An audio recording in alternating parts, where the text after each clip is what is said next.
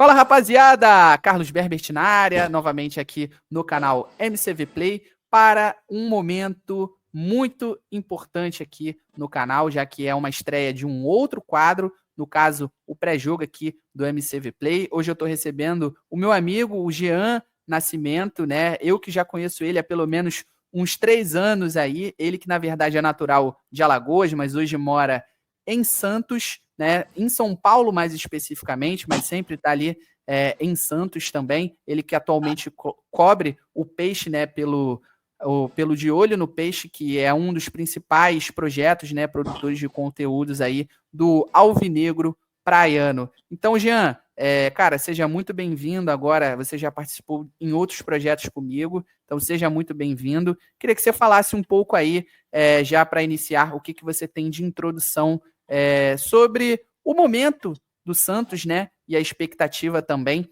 já que é um confronto simbólico, pois vai marcar o retorno aí do Santos à elite do futebol brasileiro. Como a gente estava comentando também, são diversos reencontros, né? Além do reencontro do Santos com a Série A, também é um reencontro do técnico Fábio Carille, hoje no Vasco, também com o Peixe, ele que comandou, né, a equipe nesse retorno à elite do futebol brasileiro. E também, querendo ou não, é um reencontro do Vasco com o Santos, né? Porque, querendo ou não, no ano que acabou sendo rebaixado, em 2023, teve uma certa treta ali, uma certa briga, né, no confronto que acabou ocorrendo lá na Vila Belmiro, primeiro com uma certa provocação do locutor, né? Ele que, se eu não me engano, ele disse algo semelhante a isso, não lembro exatamente, mas foi algo semelhante a isso.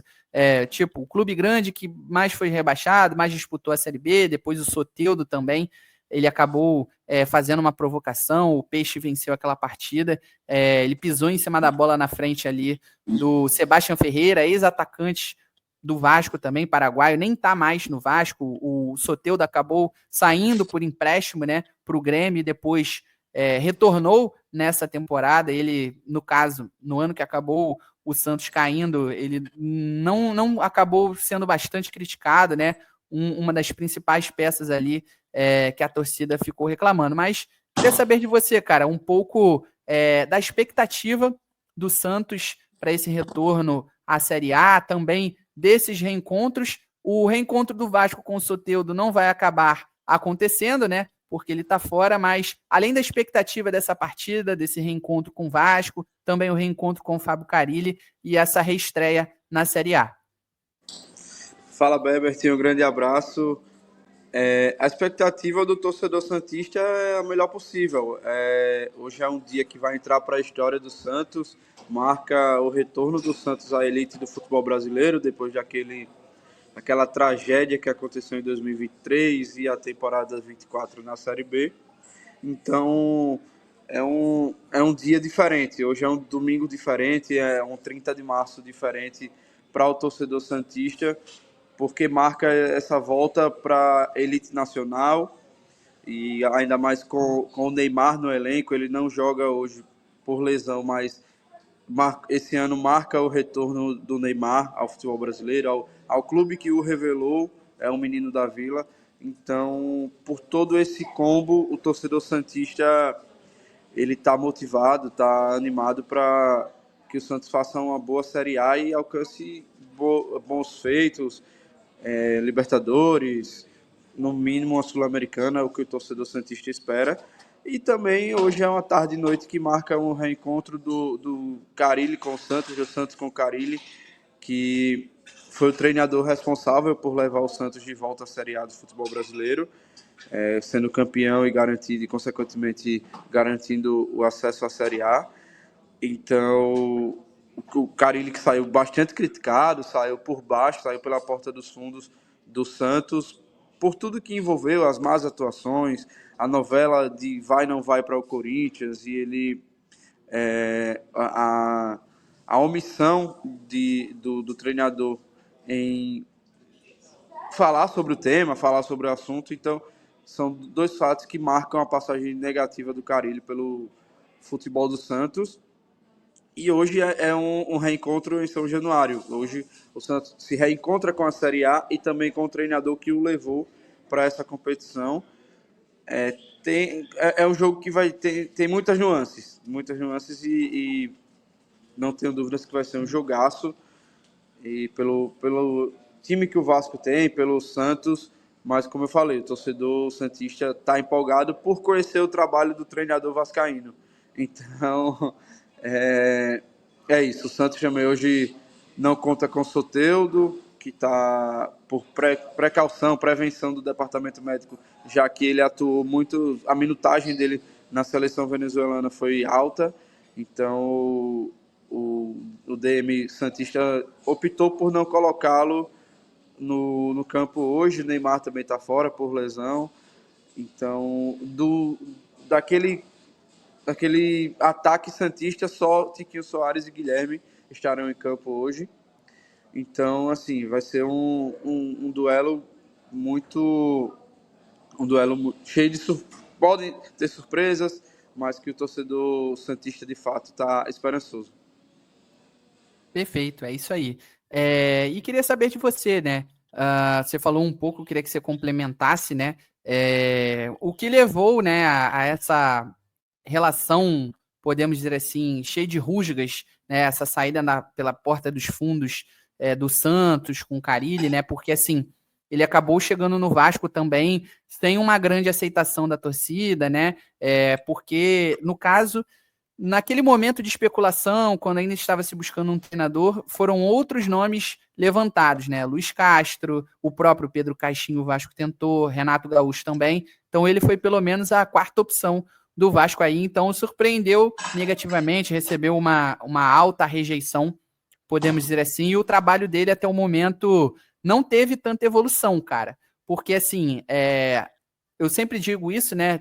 O contexto é muito importante. Ele não tinha os pontas que são essenciais para o seu estilo, né? Para o seu plano de jogo. Era uma carência já existente desde pelo menos a segunda metade da última temporada, com as lesões do Adson e do David. Propriamente a diretoria tentou, né, corrigir, solucionar essas lacunas que surgiram, mas não teve tanto êxito. O Vasco chegou a sonhar com uma vaga na pré-Libertadores, mas por conta dessa carência, o elenco limitado acabou tendo uma queda de rendimento, porque o Rafael Paiva, treinador da época, ele precisou fazer algumas experiências para tentar encontrar soluções, né, com o Puma Rodrigues na ponta direita e até o Leandrinho na ponta esquerda, os dois que são laterais ali de origem, na verdade, né? Então, assim, o Vasco acabou sofrendo muito nesse início de temporada também, tentou corrigir essas questões no início da janela, mas só conseguiu trazer os jogadores que eram alvos, no caso, nem eram as prioridades, na verdade, já na reta final dessa janela de transferências internacional, que foram o Garré, o Nuno também, né, e o Lodge Augusto, o angolano, que provavelmente seja opção no banco nesse duelo com o Santos, né? Vasco e Santos se enfrentam neste domingo, como você citou, às 6h30 da noite, em São Januário. Então, assim, a diretoria, no caso, ela até entende, né? Não coloca tanta pressão, por enquanto, no Carille, por exatamente ter essa carência de opções, né, que são peças essenciais, como eu citei, no estilo e plano de jogo dele, mas a torcida em si, você sabe como é que é muito bem torcedor, né, não tem um bom desempenho, não chegam os resultados, né, ou até mesmo se o resultado não convencer, vem as críticas, sabe, então, também já aproveitando, falando do momento do Vasco aí, o Vasco, querendo ou não, chega com esse momento de desconfiança, por exatamente o desempenho não ser o que a torcida espera, até porque o entendimento é que o elenco é melhor do que o ano passado, com os retornos propriamente do Paulinho e também do Jair, que voltaram de lesão, né, lesões graves nos joelhos, a chegada, por exemplo, do Tietê também, e a manutenção da espinha dorsal, grata surpresa, por exemplo, do Lucas Freitas na zaga, que foi titular na maior parte do campeonato estadual também. Então, assim, já contando um pouco do cenário também e o momento que o Vasco chega com um pouco de desconfiança, mas, assim, com um pé na frente e um outro atrás. Desconfiança com o desempenho que ocorreu até aqui, né? A diretoria não expõe isso, mas acredito que seja um pouco semelhante, mas também com outro pé na esperança, porque acredita-se exatamente pelas melhores opções comparadas ao ano passado, que o Vasco tem a capacidade de ser mais coeso, consistente na briga por uma vaga na Libertadores, na pré-Libertadores, podemos dizer assim, de 2026 no Campeonato Brasileiro de 2025. Então, queria que você falasse um pouco aí sobre o trabalho do Fábio Carille, quais foram os principais pontos de crítica, porque você já falou um pouquinho, os pontos, né, que levaram a essa rejeição dele aí, o momento, né, que o Santos vem, porque assim como o Vasco acabou sendo eliminado na semifinal do estadual e teve um tempo livre para treinamento, então qual foi a expectativa, né, os pontos que principalmente o Pedro Caixinha tentou corrigir nesse tempo livre de treinos aí que o Peixe teve? Então, essa preparação pós-eliminação do Campeonato Paulista e estreia no Brasileiro hoje contou com um amistoso contra o Curitiba, né, na semana passada, que o Santos ganhou por 4-1 lá em Curitiba, no Couto Pereira. E, assim, o Caixinha, ele buscou melhorar, corrigir os pontos que tiveram defeitos, enfim, durante a trajetória no Campeonato Paulista. Inclusive, muitos torcedores pegaram no pé, porque na semana passada o Santos teve 4 dias de folga, então o torcedor está bem ressabiado com isso. Tudo vai depender, tudo vai passar pelo que vai acontecer em São Januário hoje. Se vencer, o torcedor vai ficar tranquilo. Todo mundo vai esquecer os dias de folga. Mas se perder, a batata do Pedro Caixinha começa a assar, o torcedor vai ficar em cima. Não começa a assar que eu falo de ameaça, de perda do cargo, não. Mas que o torcedor vai pegar ainda mais no pé, porque foi questionado o período de folga dos atletas, o descanso. O torcedor entendeu que foi muito tempo, Então, de maneira geral, o Santos o torcedor chega esperançoso, apesar dos pesares de todos esses percalços que o clube passou com a eliminação no Campeonato Paulista, com a lesão do Neymar. O Soteldo também não joga hoje, está fora pelo CK alto. Então, é um Santos que chega num momento, apesar de tudo isso, esperançoso. O torcedor santista está esperançoso para a partida contra o Vasco, que marca esse retorno, é um dia histórico, querendo ou não, para o torcedor. O Santos volta para a Série A do Brasileiro e, por ironia do destino, contra o treinador que o levou para essa divisão. Então, é um Santos que chega, o torcedor chega, quem vai para São Januário hoje, quem vai ficar em Santos, está esperançoso, está pensando positivamente na vitória. Quanto à passagem do Fábio Carille, pegando já esse gancho, foi marcada eu classifico que foi marcada por dois pontos que foram cruciais para a saída dele, que foi as atuações ruins do clube, apesar de atingir o objetivo que era voltar para a Série A, e também a novela Fábio Carille Corinthians Santos, que ele omitiu, e muitas vezes a informação que nós demos de que ele estava acertado com o Corinthians e ele fugia da história. Sempre que era questionado nas coletivas, ele jogava para o empresário, jogava para a diretoria do Santos. Então o torcedor ficou ainda mais chateado com o Fábio Carille por isso, pela postura do treinador durante essa novela com um dos principais rivais da equipe santista. Perfeito. E tem também um ponto que eu lembro muito bem, né? O pouco aproveitamento da base, né? Principalmente com o Miguelito ali, que ele arrebentava na seleção, né? E se perguntava, pô, por que o garoto não joga? Aí depois o Juliano também acabou dando uma entrevista ali que foi muito impactante, repercutiu muito ali, meio que falando mal do Miguelito, né? E agora o Santos acabou emprestando o garoto também, muito promissor para o América Mineiro. E é um pouco semelhante ali o que está acontecendo com o Vasco também. Ele acabou liberando alguns garotos da base do Vasco com extremo potencial para serem emprestados, né, com passagem nas seleções brasileiras de base, como é o caso do JP para o Avaí, o Lucas Eduardo agora também para o Cuiabá, um outro garoto que nem chegou não foi especificamente ele, mas o clube, né, o Matheus Ferreira também, que é um garoto que está desde os 10 anos de idade, se eu não me engano, nas categorias de base do Vasco e com diversas passagens pela seleção. Mas eu vejo os dois elencos muito semelhantes, cara. Sinceramente, assim, sabe? Num nível semelhante ali, de meio de tabela, ao meu ver, mas como eu citei, a torcida vascaína, ela entende que tendo um treinador capacitado, que não é o caso do Fábio Carille, né? Não tem uma boa aceitação, como eu já disse, entende que o elenco ele tem a capacidade de ser mais consistente em uma briga por uma vaga na Libertadores do ano que vem, ou até mesmo seja de forma direta, né? Na fase de grupos, ou até mesmo já na pré, pelo que apresentou no auge, né? Pelo ser a base do time do ano passado.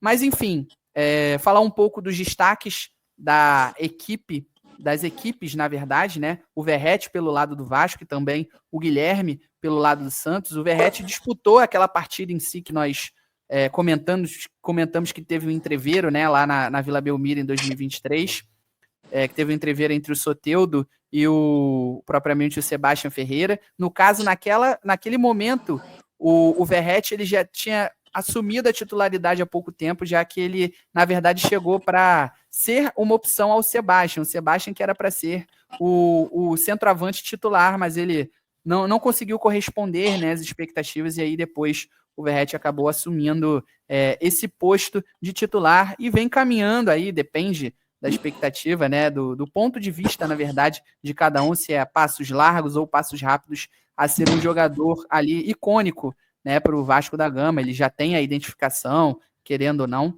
né, mas o Verratti acho que é o principal nome do Vasco para esse duelo, ao lado ali até mesmo do Léo Jardim e também do Coutinho, mas acho que com um certo favoritismo para o Verratti, porque ele também manteve esse bom desempenho, foi o artilheiro do Campeonato Carioca, e pelo lado aí do Guilherme, né, ele já foi o principal jogador do Santos na Série B do ano passado, não é isso? E também conseguiu manter esse nível nesse início de temporada de 2025. Foi eleito também, inclusive, o melhor ponto esquerda, né, do Campeonato Paulista, perdão, artilheiro também. Então, queria que você contasse um pouquinho sobre esse momento do Guilherme desde o ano passado e vindo agora também para esse retorno na Série A. É a principal arma do Santos, é o jogador que a torcida santista coloca mais expectativa para esse duelo, e já queria que você dissesse, já emendasse com os pontos fortes e pontos fracos do Santos para esse duelo. Não, sem dúvida. Com a ausência do Neymar, o Guilherme passa a ser a principal peça no jogo de hoje, no Santos. Ele que foi o cara daquele elenco do Santos na campanha do acesso nessa volta à Série A, com o título da Série B. Então, o Guilherme, sem dúvida, é um cara fundamental para o time também em 2025. E hoje, em São Januário, é a esperança de uma jogada diferente, um drible diferente, e também abastecer o Tiquinho Soares, que é o centroavante, o camisa 9. Então, o Guilherme, de fato, ele é o principal jogador desse time para esse início de Campeonato Brasileiro, já que o Neymar ainda não tem uma previsão certa de quando retorna. O Soteldo também não joga hoje, pelo CK alto, devido aos jogos da data FIFA, na seleção do país dele. Então, o Guilherme, sem sombra de dúvidas, é o personagem principal desse time do Pedro Caixinha. Quanto aos pontos fortes e pontos fracos, o ponto forte também passa pelo Guilherme, o setor de ataque. Tem o Tiquinho Soares, que é o camisa 9, que estava no Botafogo na temporada passada. Então, o ponto forte, o setor do campo mais forte do Santos é o ataque, é o comando de ataque. Inclusive, tem uma das principais novidades do Santos para hoje é o retorno do Lucas Meirelles, que é um menino da Vila, que atuou durante a semana no Sub-20, fez 2 golaços, mas é um menino que também já vem se destacando em alguns jogos na equipe principal, no time do Pedro Caixinha, no time profissional. Então, o setor de ataque do Santos é a melhor parte, digamos assim, desse time. Em contrapartida, o setor defensivo é algo que falha muito, principalmente na bola aérea.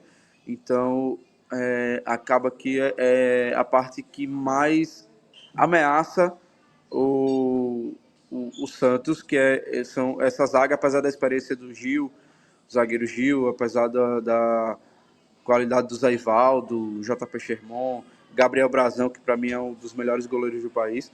Então, eu acho que o Santos tem essa divisão assim de o setor de ataque ser o ponto forte e o setor defensivo, principalmente na bola aérea, ser o ponto mais perigoso da equipe. Perfeito. Agora, pelo lado do Vasco, né? Eu acho que o ponto forte continua sendo as bolas aéreas, né? Alçadas para o Verratti, principalmente pelo lado esquerdo com o Piton, né? Mas eu acho que uma menção honrosa aí pro Nuno Moreira também, cara. Acho que é alguém que o Santos precisa ficar de olho, que chegou recentemente, né? Tem 2 jogos só com a camisa do Vasco, mas teve uma entrega muito rápida. Em 2 jogos ele já tem uma assistência na sua estreia diante do Nova Iguaçu, na segunda fase da Copa do Brasil, e tem um gol marcado nesse último jogo aí, no caso contra o Flamengo, o clássico do jogo de volta das semifinais do Campeonato Carioca. E, enfim, o que eu posso dizer é isso, né? E com relação aos pontos fracos, acho que é um time que tem muita transição lenta, tanto para o ataque como para a defesa. Nas jogadas em si, nos jogos em si, na verdade, que o Vasco tem a maior posse de bola, é uma posse de bola ineficiente, sabe? Com muitos toques para os lados, sabe? O Vasco encontra muita dificuldade, por exemplo, podemos dizer assim, para acelerar as jogadas quando é necessário. Então, eu acho que o Santos, se ele focar em momentos assim de fazer a transição rápida, buscar ir ao ataque, né, com uma certa velocidade, pode pegar ali o Vasco de surpresa e quem sabe sair na frente do placar e talvez até com uma possível vitória. Então você acabou dizendo também, né, com relação ali a propriamente a bola aérea, né, a bola aérea defensiva do Santos é um problema, mas a bola aérea ofensiva ela é, na verdade, também uma arma do Santos, não é isso, Jean? E aí, enfim, como eu disse, acho que além do que, do propriamente essas bolas alçadas do Verratti, o Coutinho, ele ainda não conseguiu ser consistente, mas eu acho que o Santos também tem que ter essa certa, podemos dizer assim, essa certa preocupação com ele, né, de não dar tanto espaço, assim como o Nuno Moreira, porque, como eu disse, além da desconfiança com um pé, o outro pé de confiança, no caso, é exatamente porque, mesmo com pouco tempo juntos, o Nuno e propriamente o Coutinho, eles demonstraram já um rápido entrosamento, sabe, um bom diálogo. Então, a expectativa da torcida é que propriamente o Nuno e até mesmo o Garré, eles consigam ajudar o Coutinho nessa divisão de responsabilidade de criação de jogada, porque, como eu disse, os dois são pontas na disposição tática, mas, por exemplo, o Garré, ele me lembra muito o Adson, né, que é um ponta, no caso, mais técnico. Eu acho que o Garré é até um pouco mais lento que ele, o Adson, para mim, é um pouco mais incisivo. Os dois não são aqueles pontas característicos, sabe, de ir para cima da marcação, buscar tanto o drible, eles são mais técnicos, né, de cadenciar jogos. O Carille até mesmo disse que em entrevistas coletivas que vê, né, os dois um pouco mais como meias, né, mas na disposição tática eles estão ali como pontas. E aí, já partindo para um provável time, o Vasco vai praticamente com a força máxima, cara. Não tem tantos desfalques assim pesados, sabe? Que acabaram se machucando recentemente. São mais os jogadores que já estavam no departamento médico, que é o Adson, o David, que ainda estão em reta final de recuperação de problemas, né? O Tietê, a expectativa é que ele seja relacionado, pelo menos, ele esteja entre os relacionados ali, e possa entrar no segundo tempo, até porque